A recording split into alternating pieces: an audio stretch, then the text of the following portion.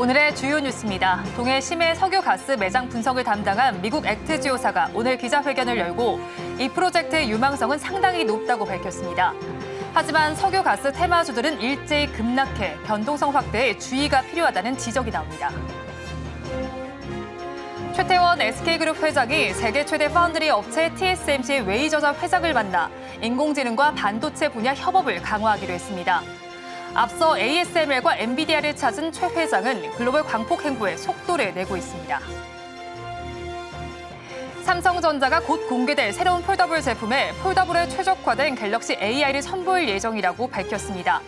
카카오톡과 같은 메신저 앱에서도 실시간 통역 서비스를 이용할 수 있을 전망입니다. 4세대 실손 의료보험 가입자는 다음 달부터 이용량에 따라 비급여 보험료가 차등 적용됩니다. 실손 보험을 악용하는 과잉 진료를 줄이려는 조치인데 앞으로 비급여 보험금 수령액이 300만 원을 넘어가면 보험료를 기존보다 4배 정도 더 내야 합니다.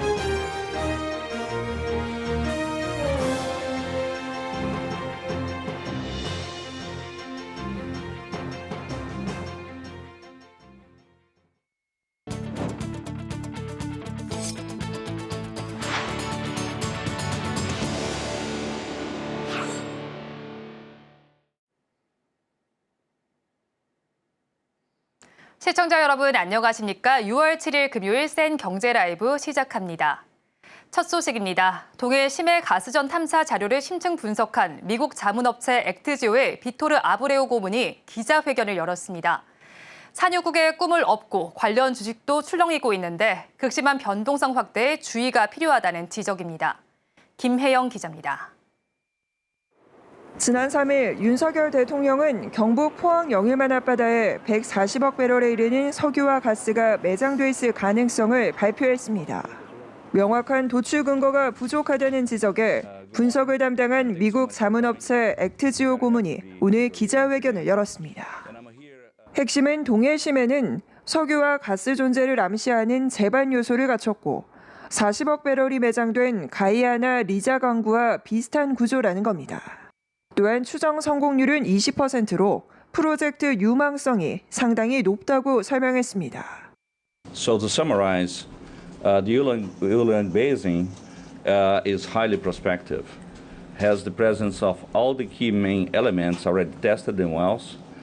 The prospects identified show great potential for being trapped and potentially have hydrocarbon saturation on them.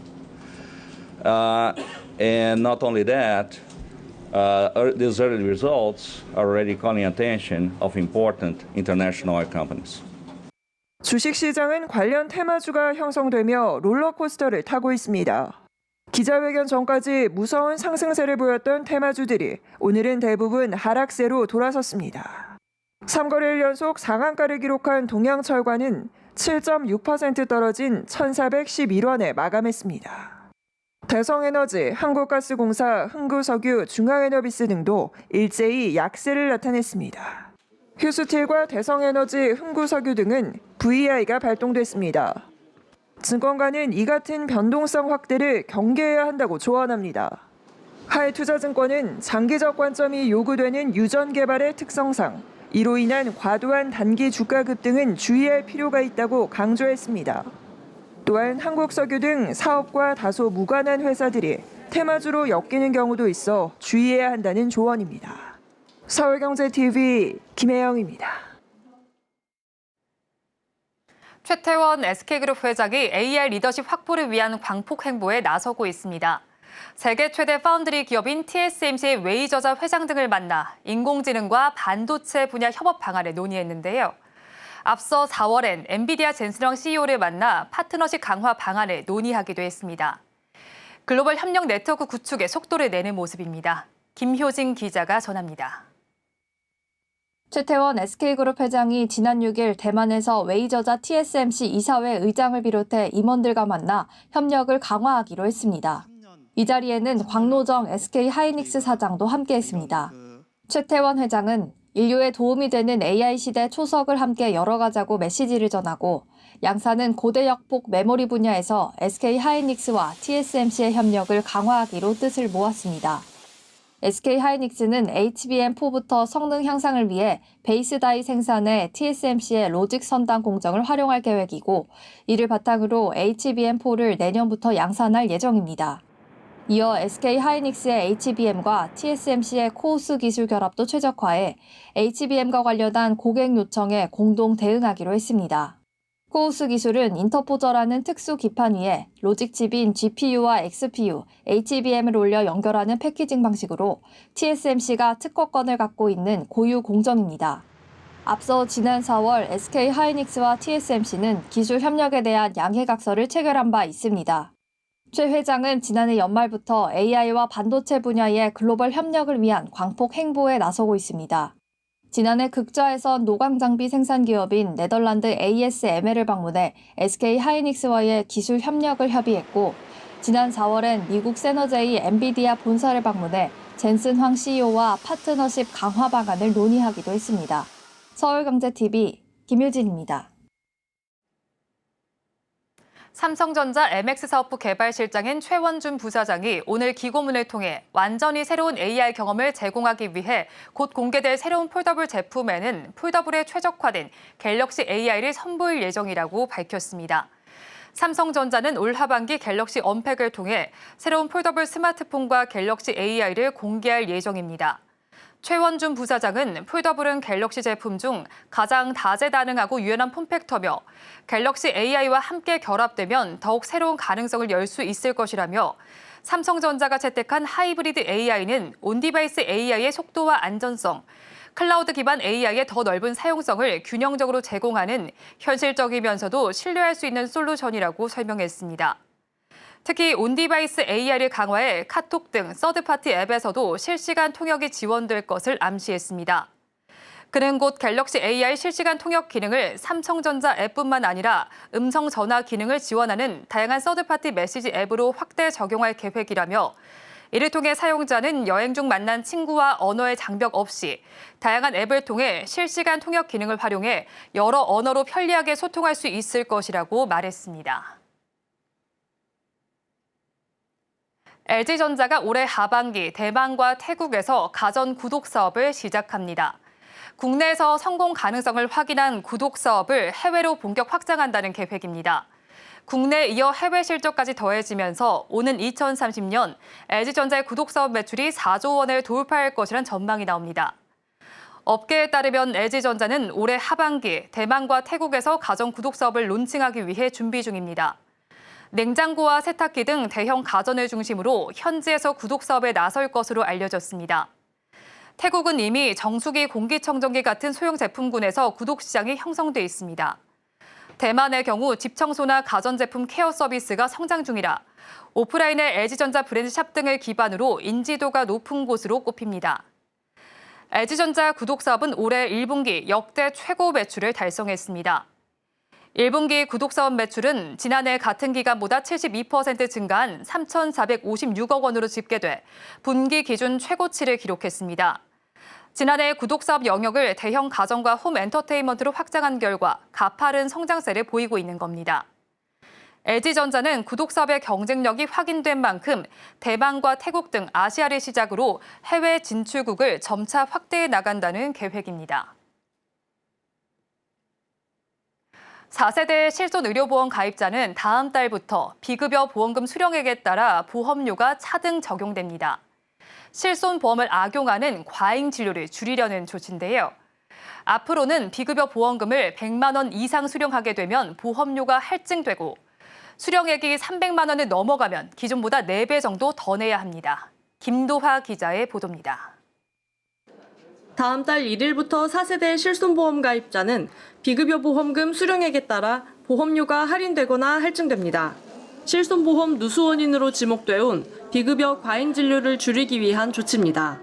금융당국은 지난 2021년 7월 가입자 간 형평성을 높이기 위해 손해율에 따라 매년 보험료를 조정하는 4세대 실손보험을 출시했습니다. 다만 비급여 보험금 수령액에 따른 보험료 차등 적용은 충분한 통계 확보 등을 위해 3년간 유예됐는데 다음 달 보험료 갱신 시점부터는 차등 정책이 적용됩니다. 보험료 할인 대상자는 직전 1년간 보험금을 수령하지 않은 가입자로 4세대 실손보험 가입자의 약 62%로 추정됩니다. 보험금 수령액이 100만 원 미만일 경우에는 할인이나 할증이 없습니다. 당국은 실손보험 가입자 36%가량은 기존 보험료가 유지될 것으로 보고 있습니다. 보험료가 오르는 가입자는 직전 1년 동안 보험금을 100만 원 이상 수령한 경우입니다. 보험금 수령액이 100만 원 이상인 가입자의 할증률은 최대 300%로 기존보다 2배에서 최대 4배 정도 더 내야 합니다. 당국은 보험료 할증 대상자가 전체 가입자의 1.3% 수준이라고 추산했습니다. 보험료 할인은 할증 대상자의 할증 금액으로 충당되고 할인율은 약 5% 내외로 예상됩니다. 당국은 의료 취약계층의 의료 접근성이 제한되지 않도록 암이나 심장병, 뇌졸중 등 이른바 산정특례에 등록된 가입자에 대해선 비급여 보험료 차등 산정에서 제외했습니다. 또 장기 요양 등급 1, 2등급 판정자에 대한 의료비에도 적용하지 않기로 했습니다. 비급여 보험료 차등 적용 등급은 1년 동안 유지되고 직전 1년간 비급여 보험금에 따라 매년 재산정됩니다. 서울경제TV 김도하입니다. 하나은행이 모바일 뱅킹 앱 하나원큐를 자산관리 중심으로 개편해 개인화된 맞춤형 관리 제공에 나섭니다. 하나은행은 디지털 금융환경 변화에 발맞춰 손님의 자산을 잘 보여주고 면밀히 진단할 수 있게 모바일 뱅킹 앱을 개편해 다양한 금융 니즈를 충족하고 편의성을 증대했다고 밝혔습니다. 해당 앱에서는 총자산과 총지출 정보를 한눈에 확인할 수 있으며 심화된 자산관리 영역 연결뿐 아니라 손님의 보유자산 진단과 AI 투자 안내, 외화 예금과 적금, 펀드 가입 프로세스 간소화 등으로 재설계됐습니다. 하나은행 디지털 채널본부 관계자는 하나은행만의 디지털 자산관리 콘텐츠를 바탕으로 대대적인 개편을 진행했다며 앞으로도 하나원큐를 사용할 수 있도록 다양한 서비스를 지속적으로 마련해 나가겠다고 밝혔습니다. 준공 5년에서 10년가량 된 준신축 아파트에 실수요자들의 관심이 모이고 있습니다. 공사비 인상 여파에 분양가가 천정부지로 치솟으면서 생긴 현상입니다. 새 아파트보다 가격이 싸고 생활 인프라를 갖춘 준신축 아파트에 수요가 몰리자 가격도 뛰는 분위기입니다. 이지영 기자입니다. 준신축으로 불리는 준공 5년에서 10년 된 아파트에 내 집 마련 수요가 늘고 있습니다. 한국부동산원에 따르면 서울에서 준공 5년 초과에서 10년 이하 아파트는 지난 4월 매매 가격 지수가 전달 대비 0.28% 올랐습니다. 10년 초과에서 15년 이하 아파트도 0.25% 뛰었습니다. 15년 초과에서 20년 이하, 20년 초과는 물론 5년 이하보다도 큰 상승폭을 기록한 겁니다. 작년 연말과 비교해도 준신축 상승세는 두드러졌습니다. 5년 초과에서 10년 이하 아파트와 10년 초과에서 15년 이하 아파트가 각각 0.08%, 0.03% 오르는 동안 5년 이하 신축은 0.02% 상승하는 데 그쳤습니다. 20년 초과 아파트는 유일하게 0.4% 떨어졌습니다. 올해 입주 10년 차를 맞는 서울 마포레미안 푸르지오 전용 84제곱미터는 지난달 18억 3천만 원에 팔렸습니다. 지난 2월 16억 7천만 원에 거래됐는데 석 달 만에 1억 6천만 원 오른 겁니다. 반면 2022년 준공된 송파 시그니처 롯데캐슬 전용 84제곱미터의 경우 4월 말 14억 7천만 원에 팔렸는데 지난달엔 1억 5천만 원 떨어진 13억 2천만 원에 거래됐습니다. 보통은 향후 시세 차익을 기대할 수 있는 새 아파트 청약과 재건축 단지에 수요가 몰리지만 공사비와 인건비급 등의 분양가가 오르자 입주한 지 오래되지 않은 준신축 아파트가 관심을 받고 있는 겁니다. 재건축 단지도 분담금이 계속 늘어나면서 큰 메리트가 없어졌다는 평가가 나옵니다. 자산 여력이 좀 덜하신 분들, 이제 가성비 좋은 아파트를 찾다 보니까 노후도가 어느 정도 있더라도 그 입지 안에서 가격이 좀 저렴하게 나오는 저가 매물 위주 거래하다 보니까 주택도시보증공사에 따르면 지난 3월 말 기준 서울 민간 아파트 평균 분양가는 3.3제곱미터당 3,794만 원입니다. 이는 지난해 같은 달과 비교해 24%가량 오른 수준입니다. 서울 노원구 재건축 단지인 상계주공 5단지의 경우 조합원들이 84제곱미터 아파트를 받으려면 추가 분담금 7억 원가량을 내야 하는 걸로 알려졌습니다. 서울경제TV 이지영입니다. 티웨이 항공이 국내 저비용 항공사 최초로 인천 로마 노선과 인천 바르셀로나 노선을 신규 취항하고 본격적인 유럽 하늘길 확장에 나섭니다. 인천 로마 노선은 오는 8월 8일부터 주 3회, 인천 바르셀로나 노선은 9월 11일부터 주 3회 일정으로 A330-20 항공기를 투입합니다. 로마행 출발편은 인천공항에서 오후 12시 35분 출발해 로마 피우미치노 레오나르도 다빈치 공항에 현지 시각 오후 7시 15분에 도착하는 스케줄입니다. 바르셀로나행 출발편은 인천공항에서 오전 11시 5분 출발해 바르셀로나 엘프라트 공항에 현지 시각 오후 6시 50분에 도착합니다.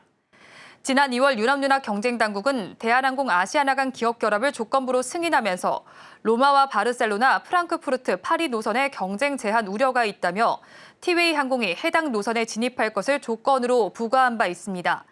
티웨이 항공은 이후 4개 노선의 원활한 취항을 위해 준비해왔습니다. 금융사고를 막고 내부 통제를 강화하기 위한 지배구조법 개정안 시행이 한 달도 남지 않았습니다. 무엇보다 금융사고를 막고 내부 통제를 강화하는 책무구조도 도입이 핵심입니다. 금융권에서는 시스템 마련에 속도를 높이고 있습니다. 이연아 기자입니다. 다음 달 금융판 중대재해처벌법이라 불리는 책무구조도 도입을 앞두고 당국과 금융권이 모두 분주하게 움직이고 있습니다. 은행연합회는 지난달부터 책무구조도 도입을 골자로 한 금융회사 지배구조법 개정안 시행에 대비해 KB국민, 신한, 하나, 우리, NH농협은행 등 시중은행 관계자 등이 참석한 회의를 매일 진행하고 있습니다. 최근 은행연합회는 은행권의 질의사항을 취합해 금융당국에 전달했고 당국은 이를 반영해 질의응답 형식 가이드라인 배포를 준비 중인데 책무구조도 도입을 앞두고 현장의 혼란을 최소화하기 위한 움직임으로 풀이됩니다. 금융권 가운데 가장 빠르게 책무구조도를 도입할 곳은 신한은행으로 보입니다. 신한은행은 이미 지난해부터 컨설팅 프로젝트 수행을 통해 책무구조도 안을 수립해 지난해 말 시스템 고도화 작업을 진행 중입니다. 올해 9월부터는 고도화된 시스템을 기반으로 책무구조도 점검 체계를 운영한다는 계획입니다. KB금융지주와 우리금융지주, 하나금융지주는 법무법인, 회계법인 등을 통한 컨설팅을 진행하거나 자체 TF를 꾸려 임원별 책무에 관한 내부 통제를 세분화하고 있습니다. NH농협금융 역시 올해부터 컨설팅을 진행 중인데 이달부터 책무별 세부 방안을 마련하기 위한 실무적 단계에 돌입했습니다.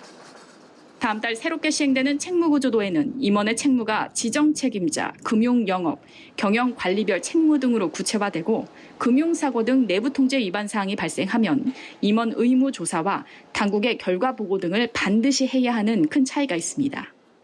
이 때문에 일각에서는 금융실명제와 비슷한 현장 변화가 있을 것이라는 기대와 겸직이 많은 지주사와 은행권 일부 업무 특성을 고려할 때 대폭 조직 개편이 있을 것이란 전망도 제기됩니다. 서울경제TV 이연아입니다.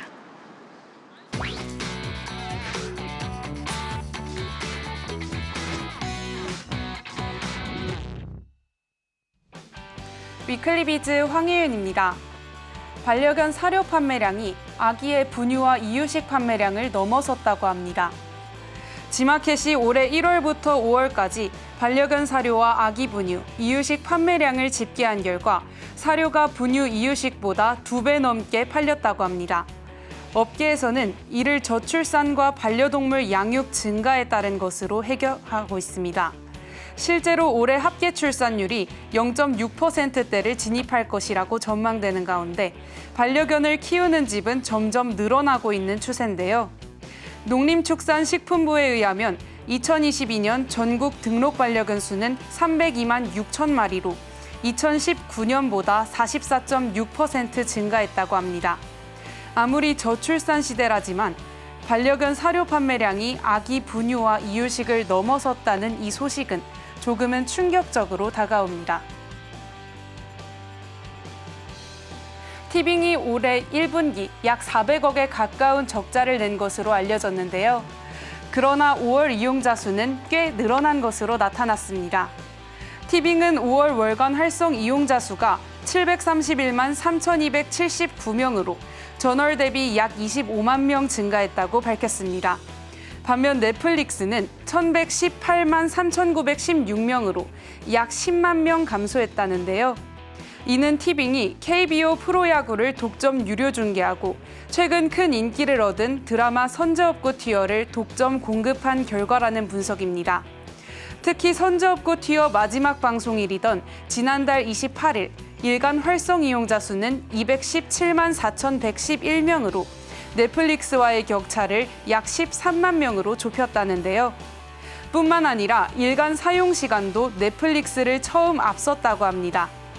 앞으로 티빙은 유로 2024 등 축구 경기까지 독점 생중계할 계획인데요. 프로야구, 드라마 눈물의 여왕과 선제업고 티어로 증가한 이용자 수가 과연 더 늘어날 수 있을지 관심입니다.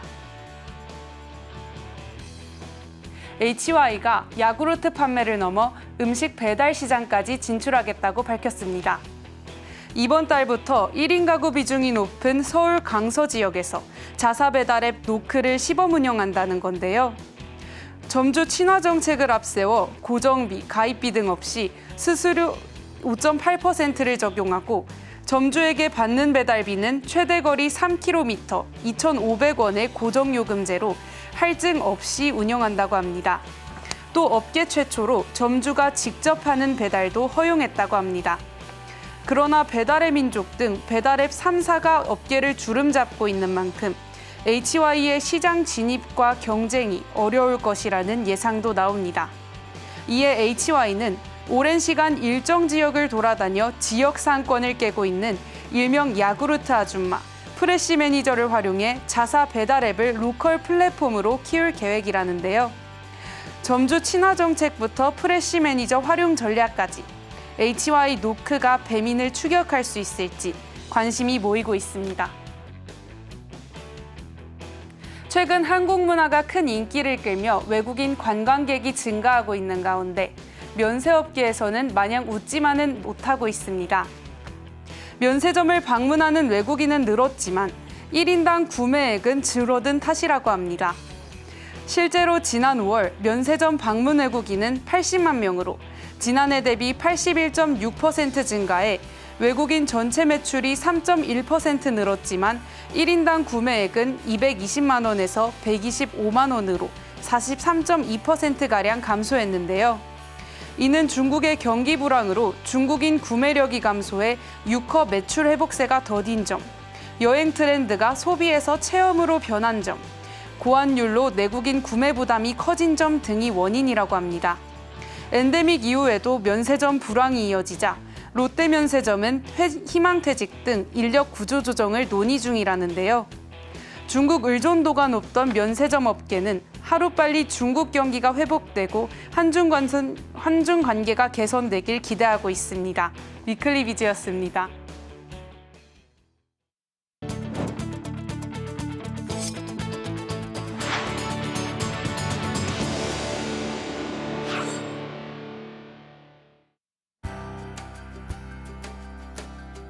삼성그룹 사상 첫 파업 선언을 한 전국 삼성전자 노동조합이 오늘 연가 투쟁에 나섰습니다. 약 12만 명에 달하는 사내 전체 임직원의 이번 연차 사용률이 1년 전과 비교해 되레 떨어진 것으로 확인되면서 명분 없는 파업 예고에 직원들 대부분은 등을 돌리고 있다는 평가가 나옵니다. 애플이 올가을 출시할 예정인 iOS 18, 아이패드 OS 18 등의 비밀번호 앱을 새롭게 도입할 예정이라고 블룸버그 통신이 보도했습니다. 이 앱은 사용자의 비밀번호를 기억해뒀다 접속 시 자동으로 입력해주는 원패스워드와 같은 식이 될 전망입니다. 올해 하반기 국내 10대 건설사가 수도권의 13,587가구를 분양하는 것으로 나타났습니다. 부동산 전문 리서치 업체 리얼투데이에 따르면 이들 건설사는 서울에서 1,479가구, 경기 5,650가구, 인천에서 6,458가구를 분양합니다. 편의점에서 1,000원을 밑도는 상품이 잇따라 등장하면서 소비자들의 호응을 얻고 있습니다. 990 매콤 나초칩을 비롯해 990원 컵라면 면왕, 1,000원 수입 맥주 등 1월에서 5월 이들 상품의 매출은 지난해보다 22.3% 늘어난 것으로 집계됐습니다.